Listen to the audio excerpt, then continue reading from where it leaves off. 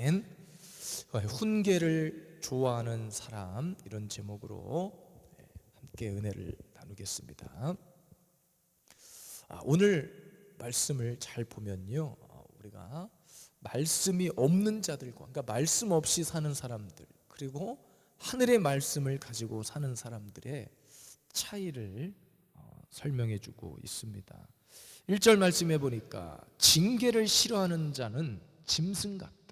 그러니까 여러분, 징계는 하나님의 말씀이에요.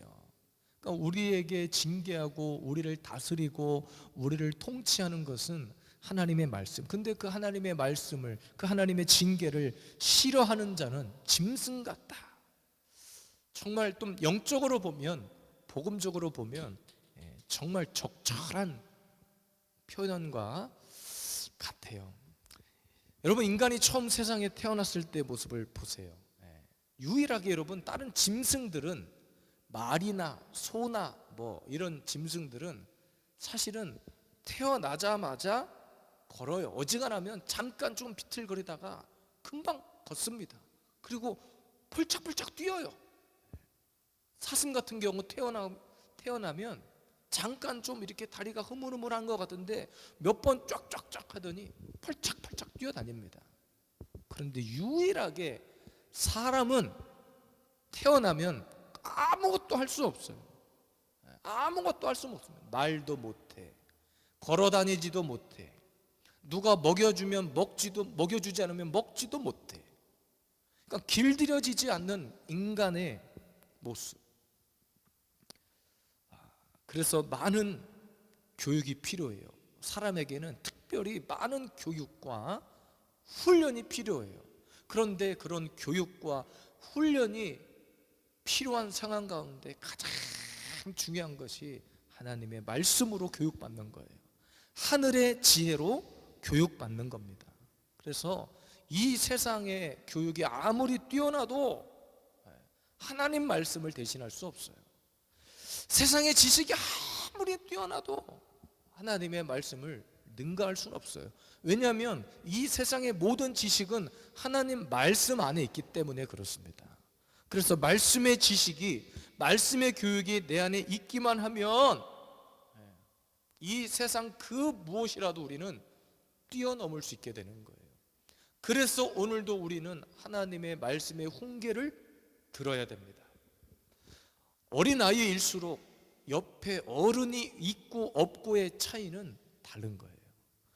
어린아이일수록, 미성숙한 아이일수록 내 옆에 나를 가르치는 선생님이나 어른이, 부모가 있고 없고의 차이는 엄청난 겁니다.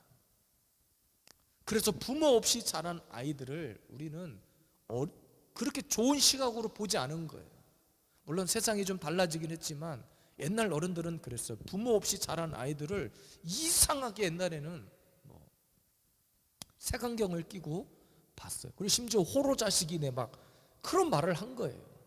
그러니까 여러분, 우리가 자라나는 데 있어서 오늘도 우리를 우리 되게 하는 것, 우리가 어른과 같이 자라나게 하는 것은 하나님의 말씀을 듣는 거예요.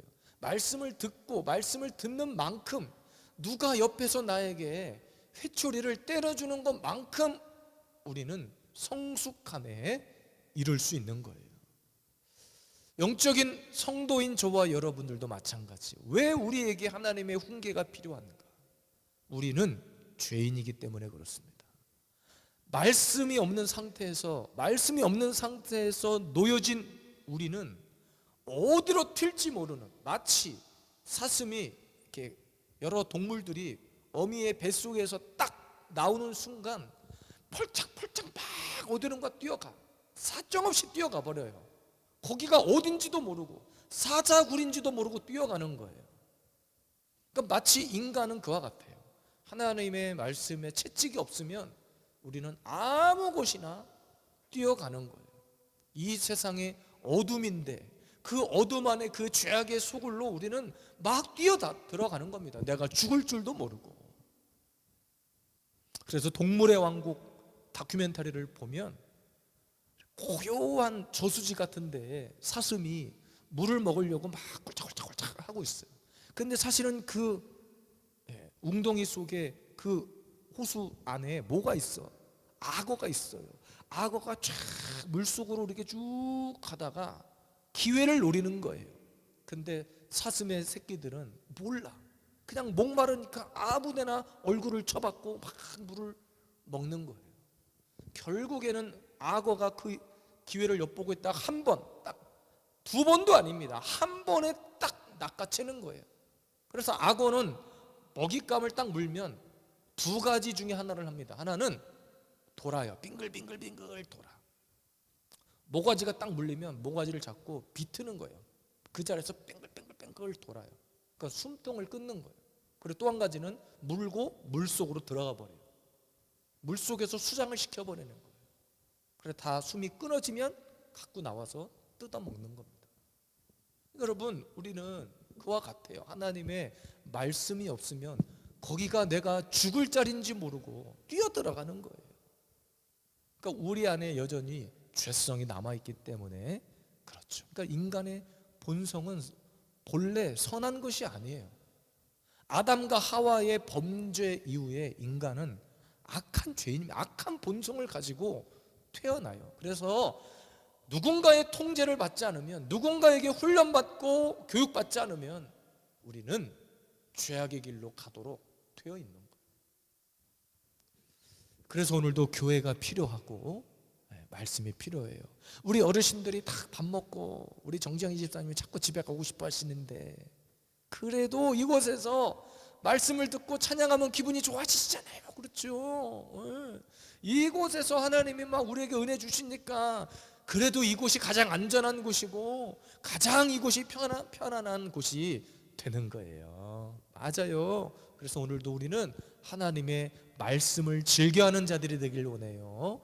말씀의 훈계를 듣는 자들이 되기를 원합니다. 자, 그러면 하나님의 훈계, 말씀을 좋아하는 사람은 어떤 사람인가? 하나님의 훈계를 들으면 우리는 어떻게 변하여지는가?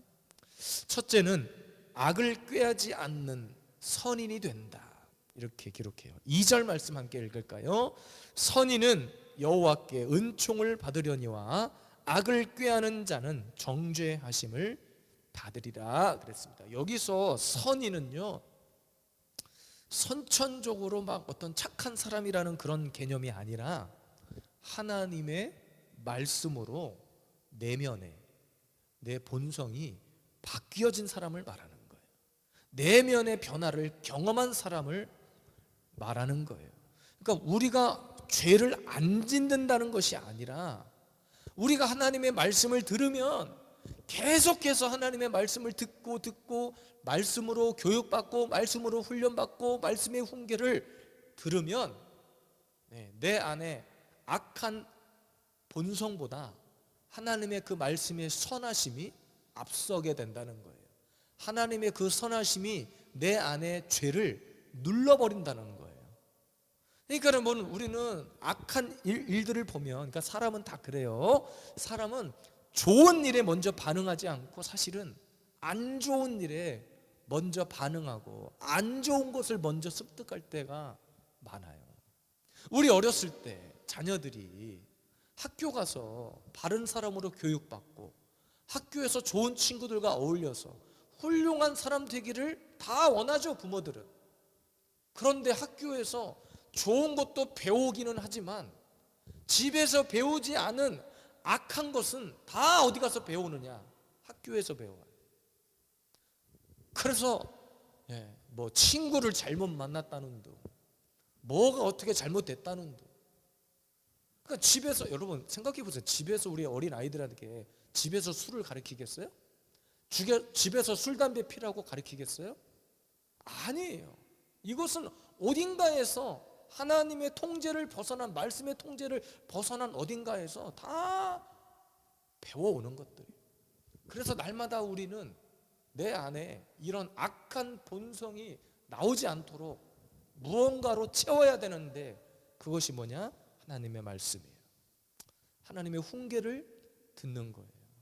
내 안에 악한 본성은 내 스스로 꺾을 수 있는 것이 아니에요. 지속적으로 누군가가 나를 때로는 회초리도 들어주고 때로는 손바닥도 때려주고 때로는 잘못했다고 따끔하게 혼도 내고. 그러니까 어린 아이들이 그냥 어른 없이 내버려 두고 방치를 하면 마음대로 자기가 하는 것이 다 옳은 길이다 생각하고 마음대로 살아가지만, 어느 정도 자랄 때까지는, 성인이 될 때까지는 부모의 품 안에 있는 것이 정상이잖아요. 부모의 품 안에서 자라나는 것이 정상적인 자라남의 루트란 말이에요. 성도인 저와 여러분들도 마찬가지예요. 내 안에 말씀이 없으면 우리는 언제든지 내 안에 악한 것들이 튀어나와요. 그래서 우리는 찬양 한 곡만 제대로 불러도, 예배 시간에 부르는 찬양곡, 찬양 한 구절만 내 가슴에 와 닿아도 막 감동이 나와, 막 눈물을 흘려. 우리 옛날에 동요 한 소절만 불러도 고향 생각나고, 오빠 생각나고, 어렸을 때 놀았던 동네 생각나고 그러잖아요. 그 진짜 내 안에 예배 시간에 부르는 찬송가 한 소절만 내 가슴에 새겨지면 내 안에 악한 본성을 그것이 눌러요. 그래서 악을 꾀하지 않는 선인이 되는 겁니다. 오늘도 우리가 어떻게 이 험한 세상을 선인으로 살아갈 수 있는가? 말씀의 훈계를 듣는 겁니다. 날마다 말씀으로 나를 때려야 돼. 저도 학교 다닐 때 매를 많이 맞았거든요. 매를 많이 맞았는데 매를 맞을 때마다 막 이를 뿌득뿌득 갈고, 내가 나를 매 때리는 저 선생님을 내가 나중에 이겨야지, 이런 생각을 하는 게 아니야. 옛날에는 선생님한테 손바닥을 맞고 엎드려 뻗쳐서 엉덩이를 맞아도 딱 일어나서 선생님한테 감사합니다 인사를 하고 들어갔어. 요즘은 그렇게 때렸다가는 바로 경찰에 신고합니다. 바로 경찰이 와서 그렇게 때린 선생님을 잡아가요. 잘못한 학생을 잡아가는 것이 아니라 때린 선생님을 잡아가 버리는 시대가 됐어요. 물론 폭력은 안 됩니다. 감정이 실린 폭력은 안 돼. 그러나 어렸을 때 나를 때려 주었던 그 매 때문에 사람이 되는 거예요. 내가 어렸을 때 부모에게 맞았던 그 회초리가 오늘 나를 만드는 거예요. 감정으로 때리는 매 말고. 자식을 때리면서 기분 좋은 부모는 없어요. 자식에게 회초리를 들 때 기분이 좋아서 이놈의 새끼 한번 뒤져봐라 하고 때리는 부모는 없어요. 때리면서 오히려 부모의 가슴도 찢어지는 거예요. 그러니까 하나님이 우리에게 말씀의 채찍을 가하실 때는 그와 같아요. 왜? 사랑하니까 매 때리는 거예요. 미운 놈, 관심 없는 놈한테는 떡 하나 주고 끝내버리면 돼. 왜? 다시는 안 보면 되니까. 그러니까 살다 뒤지든지 말든지 냅두면 돼요. 근데 사랑하는 자녀에게는 사랑하니까 뭐예요? 매를 드는 거예요. 채찍을 드는 거예요. 하나님의 말씀은 그와 같아요. 내 안에 있는 악을 누르는 역할을 해요. 내 안에 있는 죄악의 본성을 짓누르고 그 속에 하나님의 것이, 하나님의 그 선한 것이 일하도록 역사하는 것이 하나님의 말씀입니다. 그래서 짐승 같은 우리가 날마다 해야 될 것이 말씀을 듣는 일이에요. 말씀을 듣기만 해도 내 안에 샘솟듯 막 힘이 일어나는 거예요. 말씀을 잘 듣기만 해도. 오늘도 이렇게 주일날 오후 예배까지 함께 하신 여러분들 주의 말씀을 듣는 중에 내 안에 평강이 회복이 되고, 근심, 염려, 고통이 떠나가고, 불안한 마음들이 좀 떠나가고, 그거는 하나님이 주시는 것이 아니에요. 내 마음에 막 불안하고 초조한 마음들, 염려하는 마음들은 하나님이 주시는 것이 아니에요. 저도 때로는 염려가 됩니다. 때로는 좀 막 불안한 마음이 엄습해 올 때도 있어요. 내 자식들이 잘 돼야 되고, 이 교회가 부흥해야 되고, 막 이런 걱정들이, 인간적인 걱정이 앞설 때가 있어요. 그런데 그 인간적인 걱정과 염려하는 것이 하나님의 말씀을 뛰어넘어 버리면 큰일 나는 거예요. 그런 염려를 하다가도 말씀이 비추고 하나님의 말씀이 내 안에 들어오면 다시 내 안에 평강으로 주님이 응답해 주세요. 그것이 최고의 응답입니다. 오늘도 예배하는 저와 여러분들에게 하나님의 선한 역사들, 하나님의 말씀의 훈계로 극복하며 악을 뛰어넘는 우리 모든 성도들이 되시기를 주님의 이름으로 축복합니다. 아멘. 두 번째, 훈계를 좋아하는 사람들의 변화입니다. 움직이지 않는 뿌리가 생겨난다 그랬어요. 움직이지 않는 뿌리. 자, 3절 말씀 함께 읽을까요? 사람이 악으로서 굳게 서지 못하거니와 의인의 뿌리는 움직이지 아니하느니라 그랬습니다. 여러분, 인간은 절대로 인간 스스로의 힘으로 성공할 수 없어요.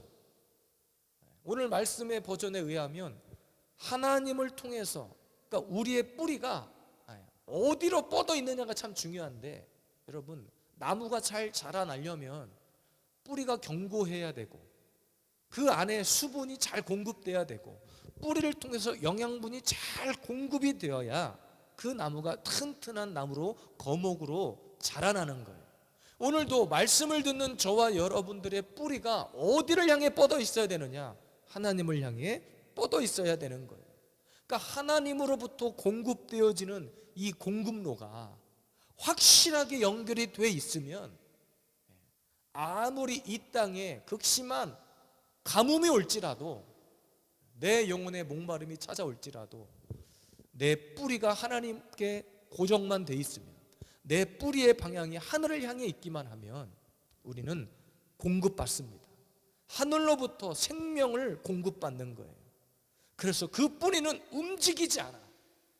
어떠한 환경에서도 흔들리지 않아. 그러니까 뿌리가 견고한 나무는요, 바람이 불면 겉으로는 흔들리고는 있어도 그 나무는 견고한 거예요. 왜? 뿌리가 튼튼하니까.